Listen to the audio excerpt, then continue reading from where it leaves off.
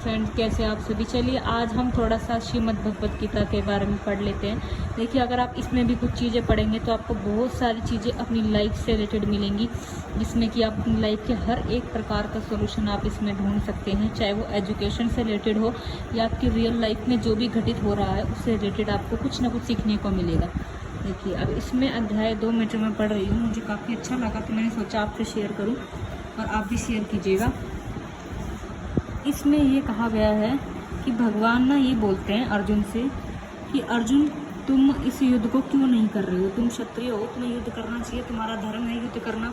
But लेकिन अर्जुन कह रहा है कि मैं अपने भाई बंधु, अपने माता पिता, अपने गुरु का अगर मैं निधन कर दूंगा तो इसमें मेरा क्या लाभ है? मेरे को तो इसमें कोई अपना सुख नज़र नहीं आ रहा है। परंतु भगवान कृष्ण कहते हैं कि ये शरीर ही रूपी तो है, शरीर का नष्ट करना है, तुमने आत्मा थोड़ी ना नष्ट करनी है। आत्मा तो सदैव तुम्हारे साथ ही रहेगी।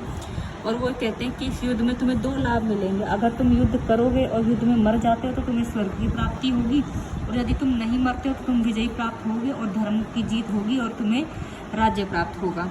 तो फिर भी बहुत कंफ्यूजन में थे हमारे अर्जुन जी। इससे उन्होंने बोला कि अगर तुम युद्ध नहीं करोगे, यहाँ से भाग जाओगे, पलायन कर दोगे, तुम्हें नरक का वास होगा। तब तुम स्पेशली नरक में वास करो, क्योंकि तुमने युद्ध का पलायन इसलिए किया अज्ञानवश। अर्जुन द्वारा ऐसे वक्तव्य केवल अज्ञान जन्य थे। वह अपने धर्म के आचरण में अहिंसक बनना चाह रहा था। वह चाह रहा था कि मेरा धर्म ये है कि माता जो मेरे पिता हैं, इसमें जो मेरे गुरु है, भाई बंधु, उनका मैं वध ना करूं तो मैं एक अच्छा अहिंसक बन जाऊंगा। बस ऐसा करते क्षत्रिय का धर्म होता है युद्ध भूमि में होकर हिंसक बनना। अहिंसक बनना उसके लिए मूर्खता है। क्षत्रिय का धर्म है कि वह सभी कलेशों से नागरिकों की रक्षा करे, इसलिए उसे शांति व्यवस्था बनाए रखने के लिए हिंसा करनी पड़ती है। और जरूरी नहीं हिंसा तभी की जाए जब हिंसा हो रही हो। कभी कभी ऐसी सिचुएशन भी आ जाती है जब धर्म के लिए हमें हिंसा करनी पड़ती है। अतः उसे शत्रु राजाओं के सैनिकों को जीतकर धर्मपूर्वक संसार पर राज्य करना होता है। ठीक है। यदि सभी पक्षों पर विचार करें तो अर्जुन को युद्ध से विमुख होने का कोई भी कारण नहीं था। यदि वह शत्रुओं को जीतता है तो राज्य भोग करेगा, और यदि हार जाता है तो वह स्वर्गलोक में जाएगा। तो दोनों तरफ से उसको फायदे मिल रहे हैं। स्वर्ग के दरवाजे उसके लिए खुले हुए थे।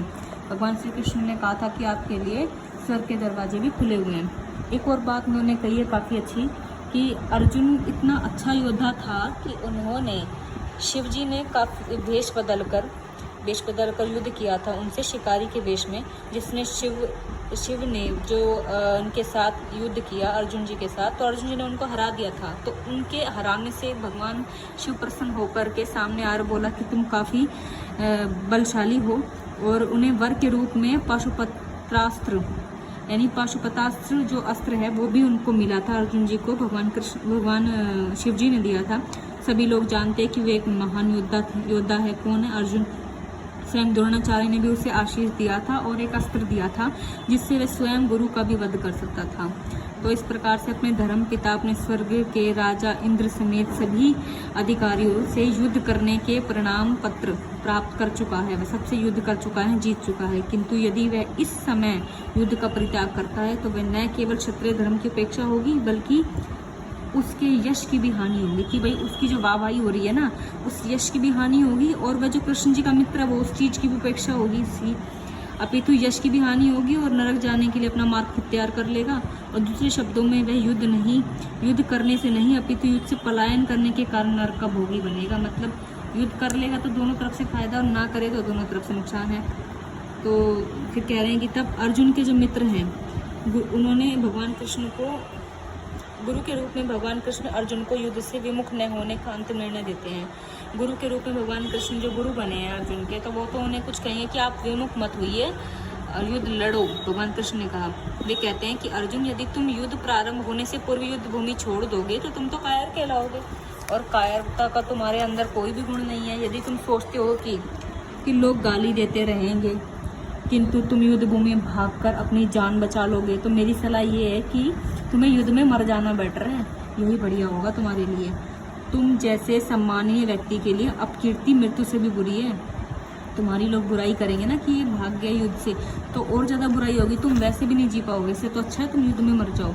अतः तुम्हें प्राण भय से भागना नहीं चाहिए, युद्ध में मर जाना ही तुम्हारे लिए बढ़िया होगा। इससे अच्छा इससे तुम मेरी मित्रता का दुरुपयोग भी नहीं कर पाओगे और समाज में अपनी प्रतिष्ठा प्रतिष्ठा भी खोने के अपयश से बच जाओगे। अर्जुन के लिए भगवान का अंतिम निर्णय यही था कि वह युद्ध से, संग्राम से पलायन ना करे, अपितु युद्ध करे और युद्ध में ही बेशक भले ही जान चली जाए, क्योंकि युद्ध का निर्णय तो किसी को नहीं पता था कि कौन जीतेगा, केवल भगवान कृष्ण ही जानते थे। भगवान कृष्ण अर्जुन को अपना निर्णय सुना रहे हैं कि तुम ये मत सोचो कि दुर्योधन, तुम्हारा कर्ण, अन्य समकालीन महारथी ये सोचेंगे कि तुमने अपने भाइयों या पितामह को दया करके युद्ध भूमि में छोड़ दिया। तुम ये सोचोगे तो वे यही सोचेंगे, बल्कि तुम तो कायर हो, प्राणों से भाग रहे हो युद्ध भूमि से, वो ये सोचेंगे। वो थोड़ी ना इस चीज़ का वो सोचेंगे कि तुम उनके बारे में सोच रहे हो इसलिए तुम भाग रहे हो, बल्कि वो सोचेंगे कि युद्ध नहीं करने आ रहा, युद्ध भूमि से भाग गया। इस प्रकार से उनकी दृष्टि में भी तुम्हारा जो सम्मान है वो खो जाएगा और वह भी धूल में मिल जाएगा। तो तुम्हारे शत्रु जो है अनेक प्रकार के कटु शब्दों से तुम्हारा वर्णन करेंगे, तुम्हारी सामर्थ्य का भी उपहास उड़ाएंगे, और तुम्हारे लिए इससे दुखदायी क्या हो सकता है। तो मतलब कहने का अर्थ ये हुआ कि हम जो सोचते हैं ना कि हमारे माता पिता, जिनके लिए हम इतना ज़्यादा मोह माया में बंधे हुए हैं, उन सबसे परे भगवान कृष्ण हैं, जिनके बारे में हम सोचे तो हमारे मृत्यु के बाद भी हमारे वो कर्म जो है वो उनके साथ जाएंगे हमारे। प्रारंभ में भगवान कृष्ण को अर्जुन के दया भाव पर आश्चर्य हुआ था कि ये काफ़ी दया भाव दिखाएगा अपने भाई बंधुओं पर, और युद्ध में थोड़ा बहुत करेंगे आने के लिए भी, अपने वचनों को सिद्ध करने में थोड़ा बहुत करेगा। बट लेकिन भगवान कृष्ण ने काफ़ी मनाने की कोशिश की।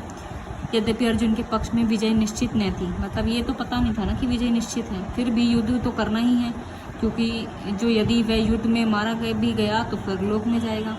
तो ये है कि तुम सुख दुख या लाभ हानि या विजय पराजय का विचार किए बिना युद्ध में युद्ध करो, ऐसा करने पर तुम्हें कोई पाप नहीं लगेगा, ऐसा भगवान कृष्ण कह रहे हैं। अब भगवान कृष्ण जो है प्रत्यक्ष रूप से यह कहते हैं कि अर्जुन युद्ध के लिए युद्ध करना चाहिए, यही अच्छा है।